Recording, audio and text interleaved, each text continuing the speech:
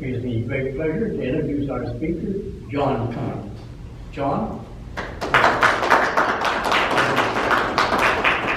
I want to thank Tom Weiner and the American Revolutionary War Museum for inviting me here today, and thank you for coming and hearing about our history about John Hanson.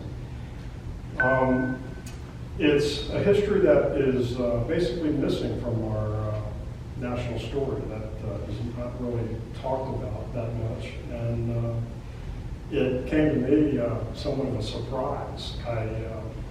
To tell you a little bit about myself, in the 1980s I worked as an investigator for a law firm and then the DC Superior Court. I took a job with Pan Am with their corporate security, and after Jimmy Carter deregulated airlines, we all knew what was coming.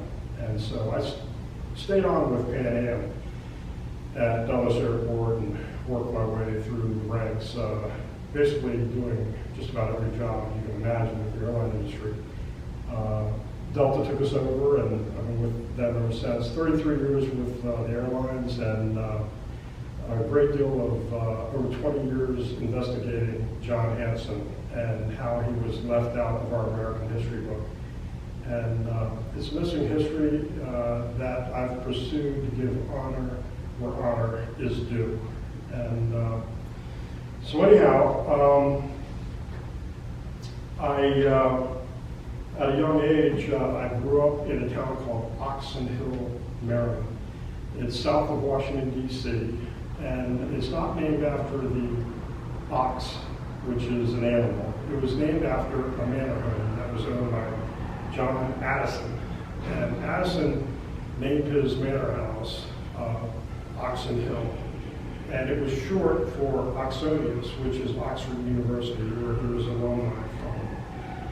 And from that house, which neighbored my residence, we would go up there as kids, and I would investigate and explore. And as kids, it was this spooky old house. And we would ponder along, and we'd learn different things about the manor home. And one was this individual by the name of John Hanson had died there, but his remains were missing. And that bothered me after my best friend said he was also our first president of the United States. And I said, no, George Washington was our first president of the United States. And so anyhow, I took that story home to my father. And to give you a little bit of motivation as to how I followed, my father had worked for NSA. He was currently chief of procurement. He was a graduate for the Department of Commerce, and he was a graduate of Georgetown Law School. And I told him this story. I said, I couldn't believe it, Dad. And he said, well, what happened to his remains? I asked him, and he said, he was the first president of the United States. And I said, Dad, that's not what I want to know. What happened to his remains? So later on in life, I had my own son, and he asked me who our first president was, and it got to be an issue. But, and from that time, I spent a great deal applying what I learned in the investigative field to find out who John Hanson really was. And it's a little bit depressing when you think about it, how much he did for our nation, and how most people do not know who he is. And so, anyhow, his remains are still missing. He's the only president of our first Constitution, or today's adopted Constitution, whose remains are missing, never received an honorary burial, or has an honorary burial of recognition that we can go to today to see where he rests in peace. But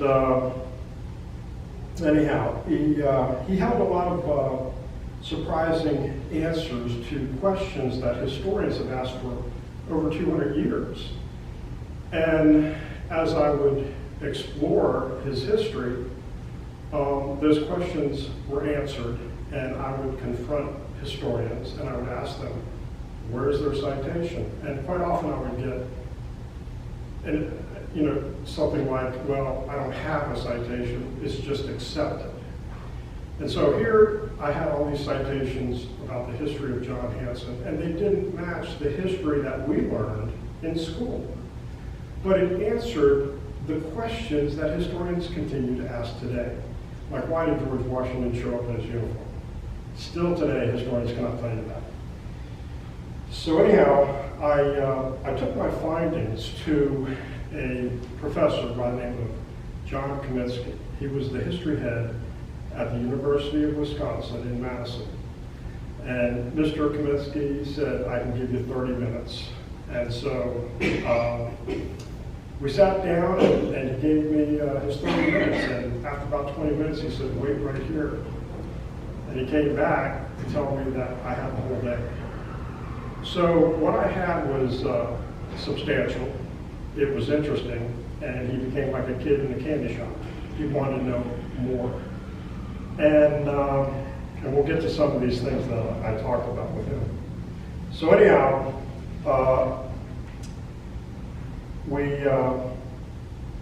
we found that after exploring those things, Professor Kaminsky has been cultured with 40 years of teaching the same history over and over again. And I realized then that even though we learn the truth of things, it's very difficult to break from that truth. It's very difficult to accept a different answer. And so life goes on.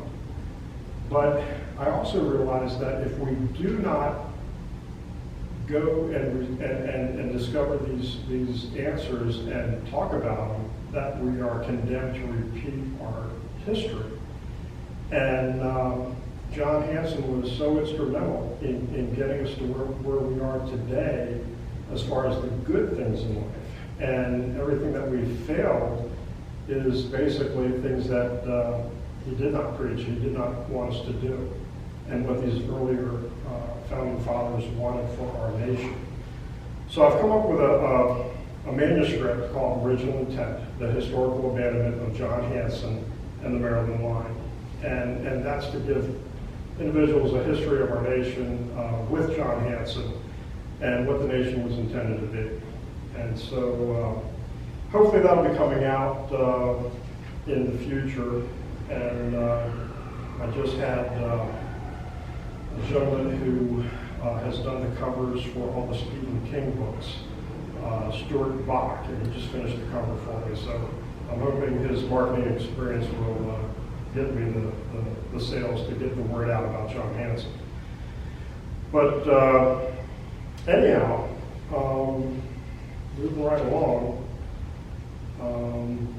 there are some questions like, why did George Washington show up in his uniform? And what was the original U.S. flag? And today historians say, well, okay, it's not the Betsy Ross flag, we know that, but they still don't know what was the original U.S. flag.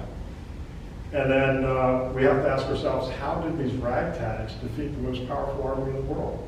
Those questions have not been answered. And especially when George Washington ordered his first group of ragtags who were without firearms to carve spears when they surrounded Boston. And that was in the siege of Boston. Another question is, if we celebrate the Declaration of Independence as the nation's birth, have we already won independence with ownership of the soil? And this is our birthday. Is it not the day that we finally take ownership of the soil and commence with our first Constitution and our first president? And so that was something that bothered me as well. And naturally, the first Constitution, entitled the Articles of Confederation and Perpetual Union, is the only document that gives our nation its name. It's our only birth certificate. No other document gives our nation its name. And so formally, the first Constitution says, the style of this nation shall be called the United States of America. And quite frequently, individuals will try to research some of this history. They will look online, they'll look at Wikipedia, they'll look at the very first draft of the first Constitution. They will be in absence of the full-blown Constitution that gives a much broader Constitution that is so special that gives the office of the president. And so quickly people are to jump to judgment and say, well, it didn't have the office of the president. It did in the federal draft. So there's a lot that's missing, there's a lot that's overlooked, and if you go to the U.S. Capitol today, you will wander through there, where I grew up as a kid. I was sort of a Dennis the Menace of the U.S. Capitol, where my mom worked as an assistant. She worked for the War Department during World War II.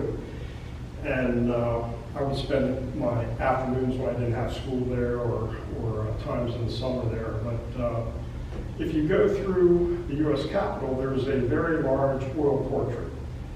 And it's the depiction of the final battle of Yorktown. And you look at that final battle scene, and there's a flag over George Washington's command tent. And people will ask, well, what's that flag? And the historian will say, I don't know. Or he'll say, oh, that's the Trumbull flag. And so we ask ourselves, why is it that historians and everyone are absent of what that flag is, what it entails, where it came from, and what's it all about? John Trumbull was the painter of the portrait. And since the flag was never attached to anyone or anything, it's called today the Trumbull flag. The flag looks like the Betsy Ross flag, but there's a distinct difference. Instead of 13 stars in a circle, it has 12, with one in the center. And that one in the center is to represent that out of many, we are one. That is the flag that is depicted over George Washington's command tent from the very beginning of the American Revolution to the very end of the American Revolution.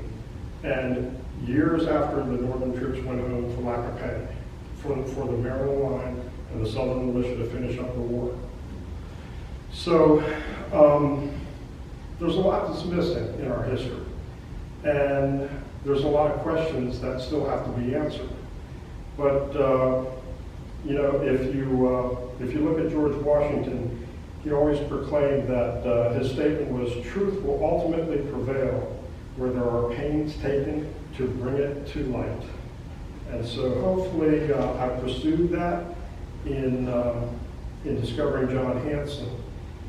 And hopefully you'll learn a little bit more about him as we go and find that his statue is indeed in Statuary Hall next to Charles Carroll of Carrollton.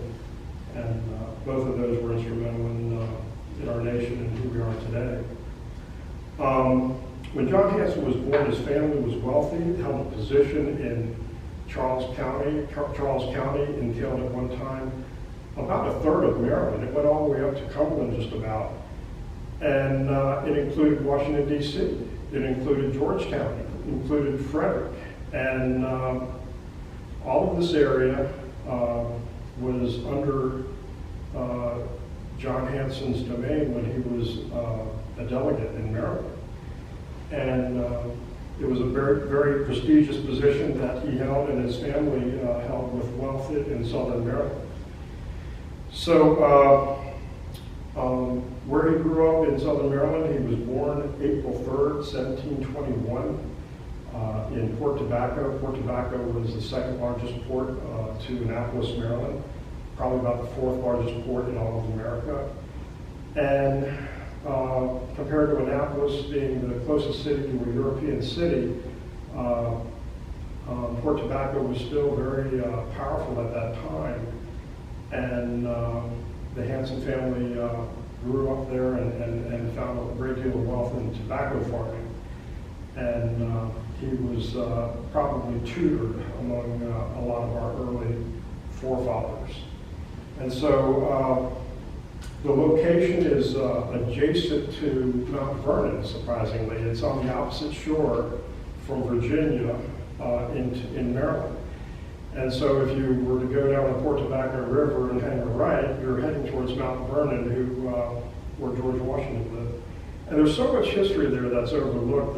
There's so little known that Maryland actually had buffalo at one time. And these things were drawn up years ago when the British first explored the waterways and tributaries there.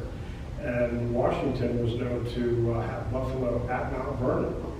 But they were much closer. The whole area of where John Hanson grew up and George Washington grew up was the perfect environment for colonialization. It had waterfowl, it had seafood, it had shellfish, it had deer, it had everything.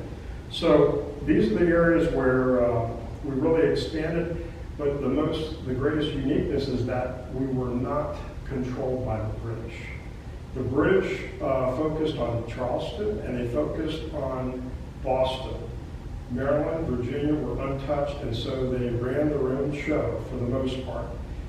And so Hanson, as he grew up there, he was the sheriff of Charles County. He was a tax collector, a merchant, a lawyer. He was a delegate representing Charles County in Maryland. It's the location where George Mason, his father died. George Mason is depicted as a Virginian. His father, in his will, said that he's a Marylander from Charles County. And so George Mason also married his childhood sweetheart from Maryland, or Port Tobacco area. So Mason was most likely a Marylander until he moved to Virginia after his father passed. His father passed at Port Tobacco. He drowned at the docks of Port Tobacco. But again, some missing history that we just assume Mason is a Virginian, and here he is a Marylander by birth. But John Hanson grew up and he married his sweetheart, a lady by the name of Jane Conti, who was a French Huguenot, and with attachments to the French. And as a young man, Hanson was elected to the Provincial Assembly in Maryland, where he had the honor of running the newly passed bills to the council. And that was a very special job, a job with honor, because to run those bills, you had to interpret those bills for the council. So they needed someone who was level-headed, who has a great understanding of what the law is and so forth. But as Hanson was involved as a delegate, he became associated with the Popular Party, what became the Country Party. It was the party that was upset with paying taxes, and they felt that the proprietors should pay taxes too, if the normal people should pay taxes. And these were the ones that were the original instigators of our American Revolution. They're the ones that believed we should not pay a dime for paying for the French and Indian War, for all that we had done. And so Hanson led the way with independence at that early stage, long before the American Revolution, and as we were getting into the tax stamp period. But he was a leader, and a leader against taxes. And in June of 1769, he became one of the 43 signers to the non-importation resolution, in which it prohibited British ships from unloading their goods. And most of this governing was done in Annapolis, Maryland, the capital of the colony of Maryland for the most part. And he became a charter member of the Association of Freedom, which was early on in our American Revolutionary movement. By the fall of 1769, Hanson used his powerful position as a delegate to prevent the British ship captain from unloading British goods at Port Tobacco. And when he did so, he knew that his head would be at the end of the noose. And so he abruptly moved his family to Frederick, Maryland. And Frederick, Maryland is now on the opposite side of Washington, D.C., all the way up by Cumberland, Maryland, going towards the interior of America. And it was a very unique place. It was a location where we planned out the French and Indian War. It had a fort that was made of stone.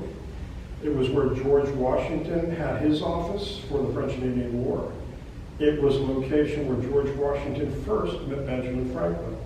There's so much history involved in Frederick, Maryland, that the people living there don't even know about it. It's amazing to think how much is there. But that area was a unique location because it was where basically the the road that was called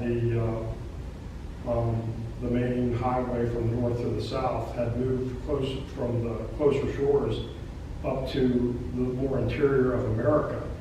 And so that colonial highway was where the north met the south, and one of the most direct routes into the interior of America. And so what you had there was not just a fort, you had merchants, and you had gunpowder mills, and you had everything to supply an army for the most part. And this was unique about Frederick, Maryland. It had a lot. It was where a lot of Germans settled early on, and you had gunsmiths there. And they were making that new thing. It wasn't a musket. This thing was accurate over 200 yards. It was a rifle. And Hanson knew this. And he came from a family that was very much aligned with warfare and with the Swiss, going all the way back to the early history of Switzerland. But anyhow,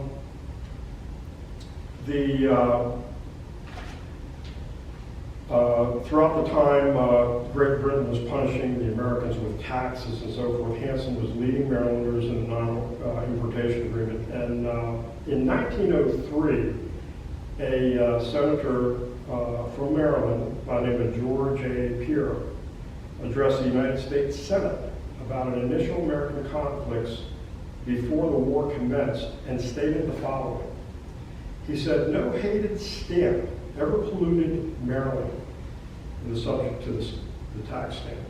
And he said, "Maryland citizens in daylight, not disguised as Indians, met the ship the Good Intent, and laden with durable articles at the harbor of Annapolis 4 years before the destruction of the tea in Boston, and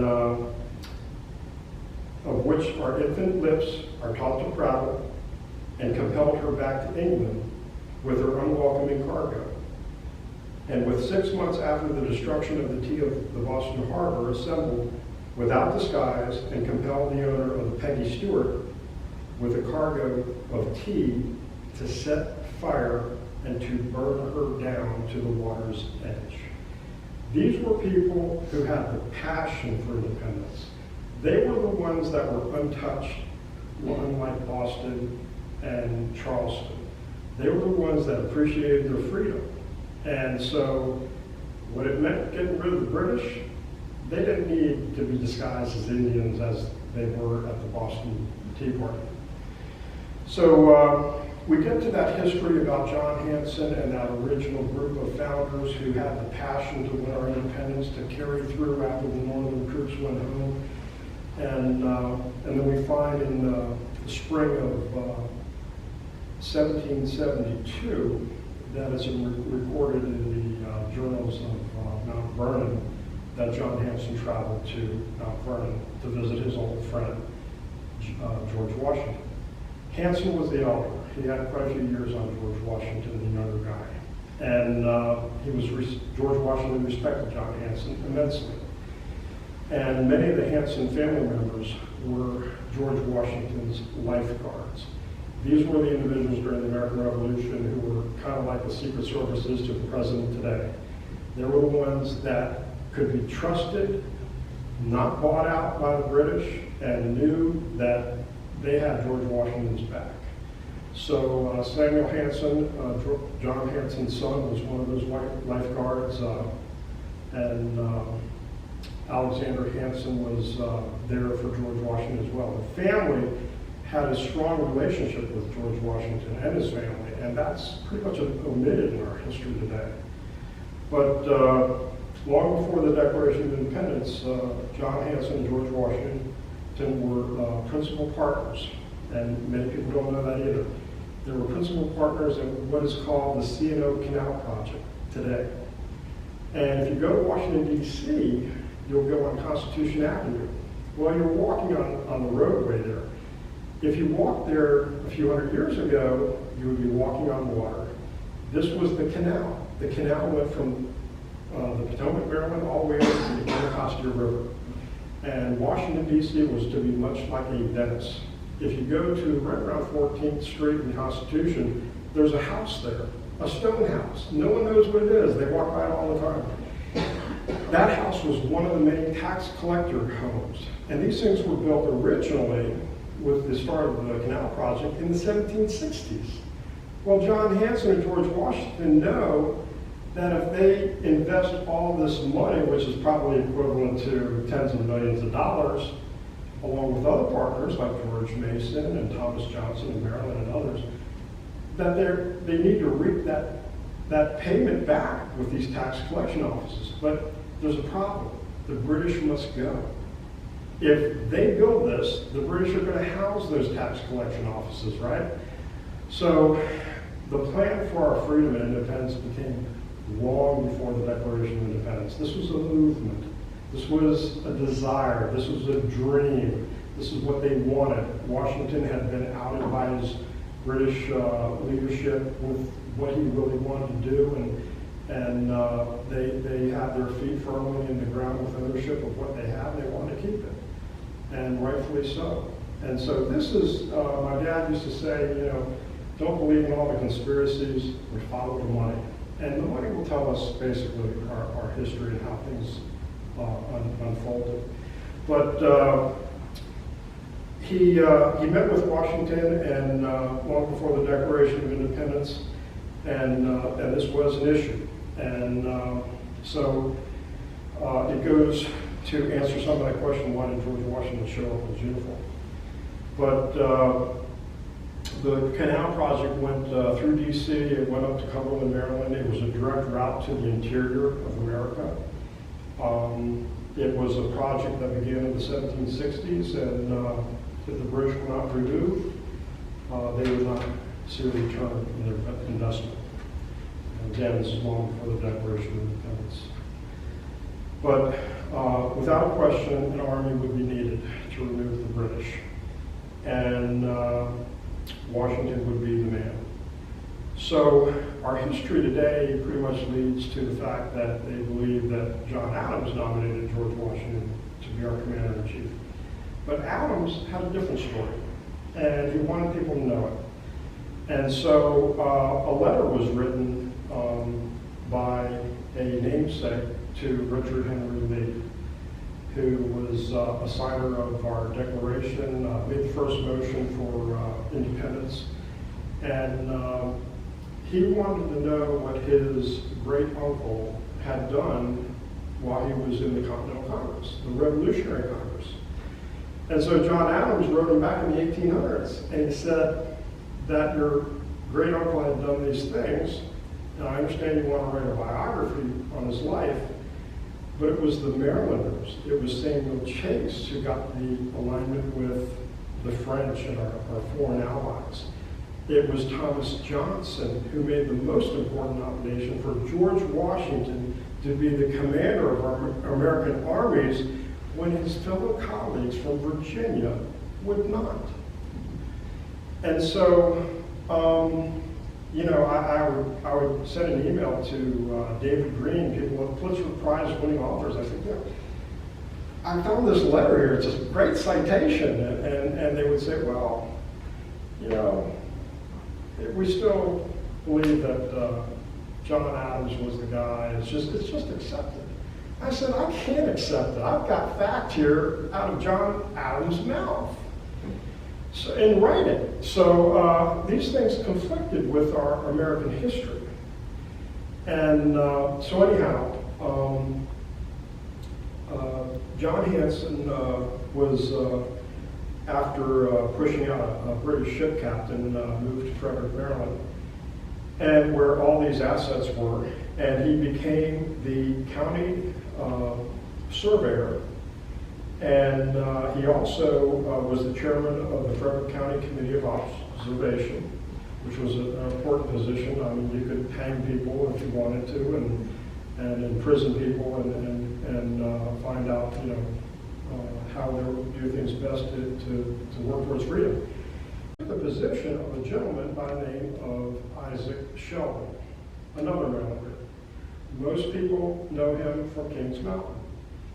Isaac Shelby was a Marylander from Frederick, and he became our first governor of Kentucky. I went up to Kings Mountain, I was telling the historian there, he says, like, I can't believe this, this is incredible stuff. Isaac Shelby went to Kings Mountain, and it was pretty much like a James Bond plan. They had to take someone out, and that person was a gentleman by the name of Patrick Ferguson, who made the Ferguson rifle. And these rifles is what was going to really give the British the upper hand if they kept producing them. And so Ferguson would have to correspond back home and get more orders, things like that. But if they took out Ferguson, this would put an end to it. And this is what they wanted to do. There was far more involvement in the American Revolution than people give credit. And it comes with a lot of passion of the Marylanders and the Southern militias that fought back to back. If you go to these battle sites like Camden, you can hear all the stories you want. Go to the graveyards, see who's buried there. The Maryland line, the local militia. It's where DeKalb had died. And it's where these commanders who truly, like Lafayette, probably is one of the greatest symbols of American independence, who left his own nation of France from a piece of paper that this glorious paper talked about independence, and this was a dream. And so Lafayette became somewhat of a spirit of the American Revolution in many ways, and finally a citizen of our nation through our Congress. But so much history locally here you'll find with the graveyards. Who died, who shed the blood, what blood is in the ground. And the same with cowpens. If you go to the Battle of Cowpens, you'll see a flag there. They'll say, oh, it's the honorary flag of cowpens. Again, it's the flag of the Maryland line that was known by, but it was a flag that was intended to be our nation's flag. It was the first flag that was ever flown, and it was flown on George Washington's command center throughout the American Revolutionary War, and depicted by different artists, not just one. So this was the theme that's constant, the constant thread through our American Revolutionary War with the Marylanders who never gave up. They fought with passion, and many will say that that theme of Out of Many We Are One goes back to King Arthur and the Round Table. It's a principle in life that we all stood for as Americans and continue to stand for today, hopefully. But Hanson was filling in quite a few positions in Frederick, Maryland. And by 1775, he sent 1,700 pounds, I guess, or silver, a great amount. I don't know the exact amount, but and there was a professor by the name of Ralph Levering who wrote about Hanson during the 200-year anniversary of 1976. And he said, Hanson, the one thing I found out about him was he became his own Ways and Means Committee. He'd pull from his own pockets to fight and pay for these generals like Washington and the poor of Boston to help them out. And he was truly a statesman beyond belief, almost. And Levering recognized all this when he started digging up some of the facts, but he couldn't answer, again, some of these questions, and that's where I came involved with investigative work to find out more about Hanson. But this helped out the British, and by June of 1776, Hanson urged a resolution to bring all the colonies together for independence. And by July 4th, 1776, we have the Declaration of Independence. So Hanson is in Frederick, Maryland, and if we jump ahead to 1779 to 1781, Hanson, much alone, led the successful effort to make the colonies surrender all their western lands. There was a president of National Geographic years ago, early 1900s, and he said that John Hanson was instrumental for who we are today. If it wasn't for Hanson, we wouldn't have a flag with 50 stars. Hanson held off. He said, listen, if I'm going to sign this final constitution to create our nation, all you other colonies have to surrender your western territories. And they didn't like that. Even Washington didn't like it. But Hanson held the line for quite some time, 14 months. When they finally surrendered, Hanson agreed to sign, and then we commenced with our first constitution. We didn't give birth to our nation, but we had structured it, we set it in stone, and all we had to do was follow its laws. And the laws called for that first Congress to convene that November of 1781. The first Constitution was signed in March of 1781. It was anticipated that we would defeat the British, and hopefully by October, and 30 days later, the first Congress of the United States would go into operation. So this was all in the planning. It was in the works.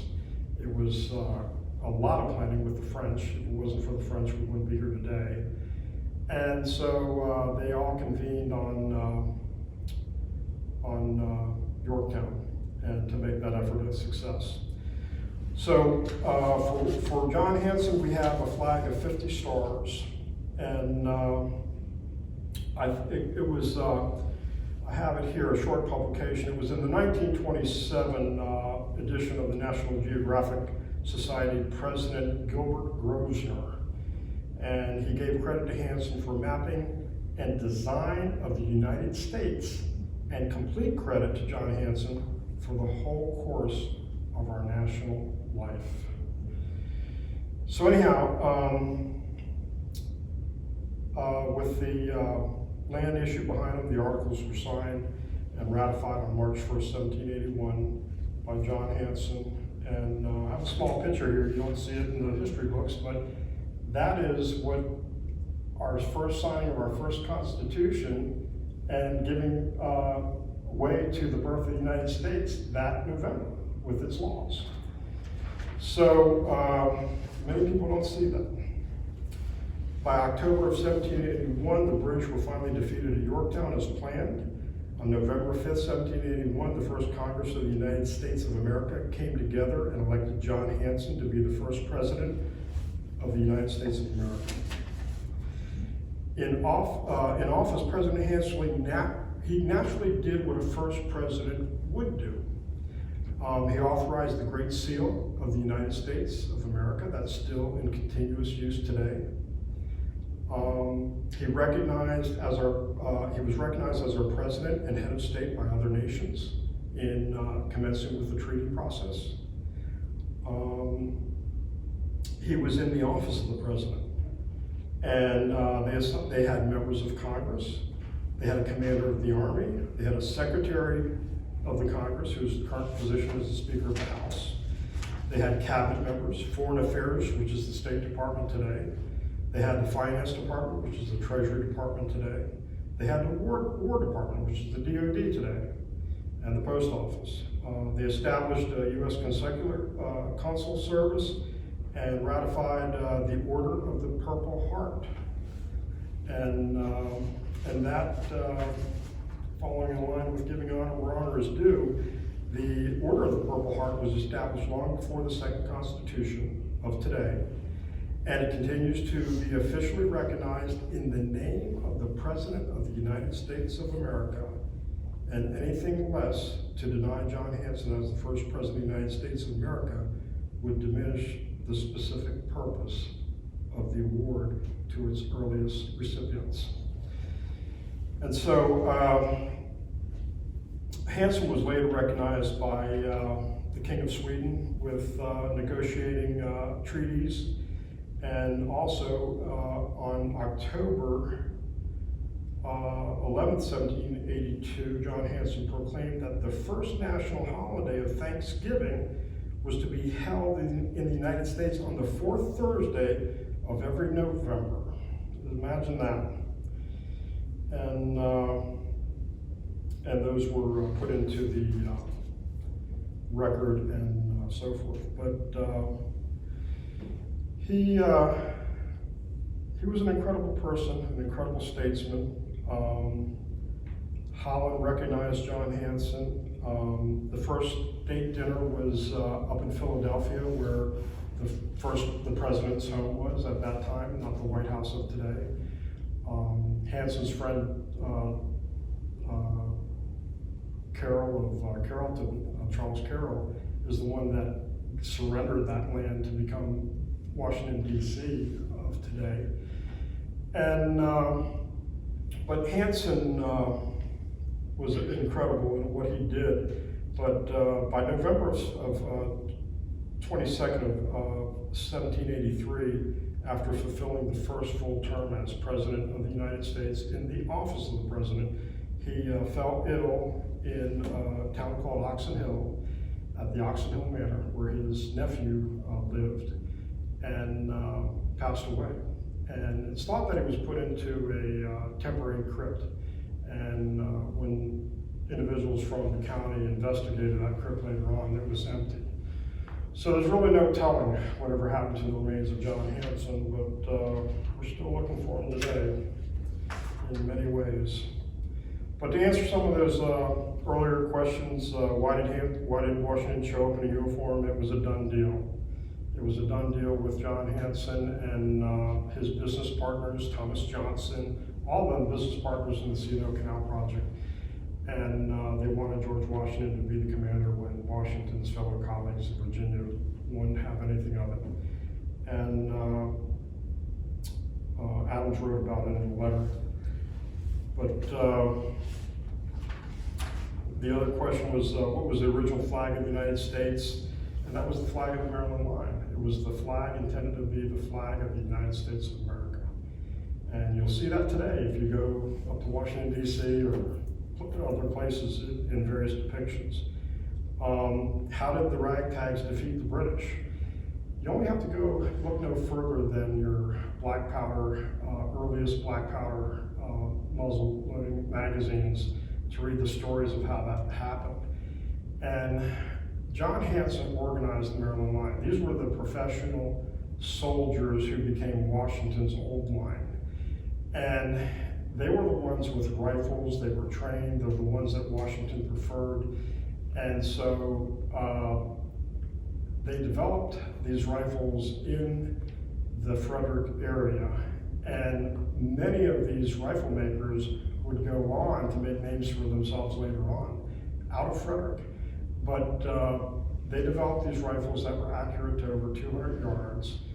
And a musket at that time, you could shoot at somebody 50 feet away and miss them by a foot. There was no accuracy. But these rifles, they could hit an apple off a head of another person at 200 yards. And these gentlemen who were backwoodsmen enjoyed showing off those rifles too. But in some of the stories, it was said that they kept the British at bay at the siege of Boston, and if an officer so much as stuck his head out, they were shot off. The commander at that time wanted to capture one of these backwoodsmen so he could send them back to England to let them know how they were going to lose this war if they didn't do something about it. So they basically, these backwoodsmen who showed up to support Washington when he was in the theater there, ended up holding the British at bay so long that they were basically starving. So they decided to load up their ships, and after many attempts to get straw on an island to bring back for the horses, these Marylanders would sit along the edge and pluck them till they plucked them all. That's how accurate these guys were. And so these British soldiers felt, man, there's no way they can hit us out here, but they did. And so the British were forced to leave Boston. So no one answers, how is it that we defeated the most powerful army in the world by these ragtags that Washington initially gave orders to carve spears? And it was these Marylanders that Hanson had assembled. He was responsible, if not solely, for the Maryland line that became the only professional, drilled, fighting, paid soldiers from the very beginning to the very end of the American Revolutionary War, fighting alongside the Northern troops and the Southern troops. And so Hanson's history is fairly significant in winning over our nation. It was never the Declaration of Independence that gave us our freedom. It was when we finally took ownership of this soil and giving birth to the United States of America with its first Constitution, or its first set of laws to live by. That first Constitution is the nation's original intent. It was tougher laws. It had God in the Constitution for a reason. It wasn't to be a holy roller. It was in there to provide a moral conscience for the people to be good to each other. Giving thanks to the great governor of the world. And so the second Constitution, we left that out. We left out a lot of things. Philosophers today will say, you know, if the instigators of revolution came back 25 years later, they would never recognize what they had won. And that's true. Every year we change, we become more liberal, we accept more things, we do things that we're further away from those original principles that gave us our foundation. And it's through these answers of our history that we find that foundation once again and give honor to John Hanson and who he was and where we need to find those solutions for today. So anyhow, if you have any questions, I'll be glad to answer them.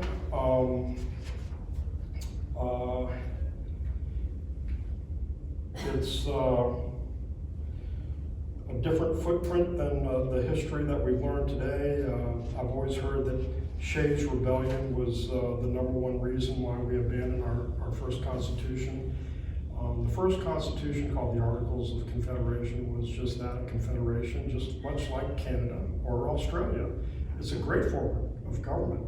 And with our capitalistic society and the set of laws we have to live by, it would have given us quite the edge, and we abandoned much of that.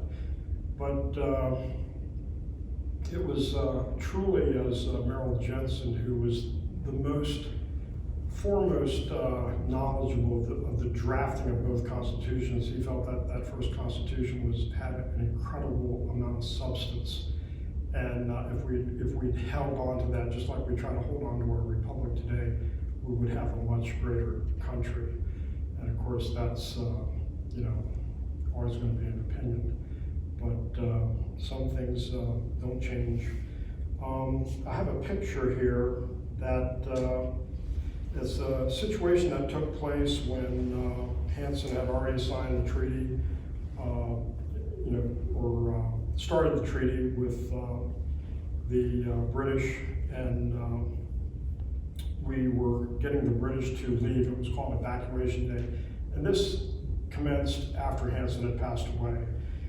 But it was when we rounded up the last of the British prisoners and sent them on their way up in New York, and there were some other British prisoners that were free to do what they will, but they ended up taking a flagpole that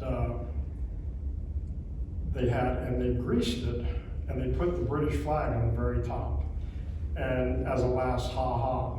And so there was an officer in the American Revolution by the name of Captain John Van Arsdale, and he proceeded to get a ladder and some nails, some spikes so he could climb up higher, and cut loose the British flag and put up our nation's flag.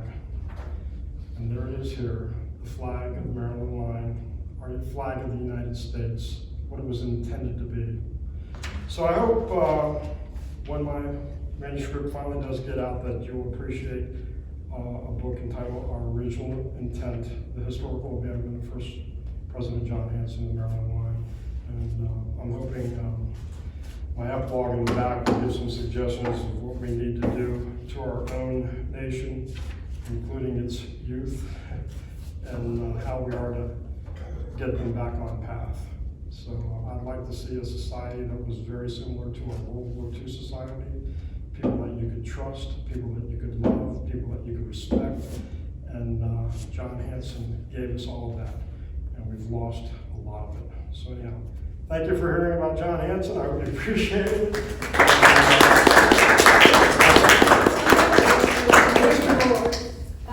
Could you elaborate a little bit more on Hanson's decision to ask all the colonies to give up the Western territories? What does that mean? Benjamin Franklin was involved in purchasing territory parts of Ohio, what is now today is Ohio. And Washington as well partnered up with Benjamin Franklin with some of those territories and sold some of the business to Benjamin Franklin. But there were many people that were trying to take advantage of the financial gain in the ownership of territories that today make up Ohio, Michigan, Kentucky, further out. And they didn't want to surrender that territory. They wanted to keep that ownership. But John Hanson said, listen, if we're going to be a nation, we need to be a great nation. We need to be a nation of many states. And the only way we're going to get this done is if we surrender this land and make sure that we have a nation made up of many states instead of just several. If Hanson didn't have his hand in it, you would have probably Ohio going all the way to California. Who knows what we would have had, but there would never have been 50 stars on that flag. Hanson is solely responsible for that, and some of your tough guys that were some of the more conservative and righteous individuals of the past recognize that. Some of the earlier Chief Justice members and including the president of National Geographic, they recognize that Hanson made us who we are today, and yet no one even knows who he is for the most part. And if you're a Marylander or drive up there, all you know is Maryland, John Hanson Highway, But it's very saddening to know that there's so much history out there that hasn't been told, and what our nation's original intent was. Who benefits from denying that Hanson was the first president? Who benefits? Yes, why do we have it? I don't think anyone benefits. So how do you explain that? Culture.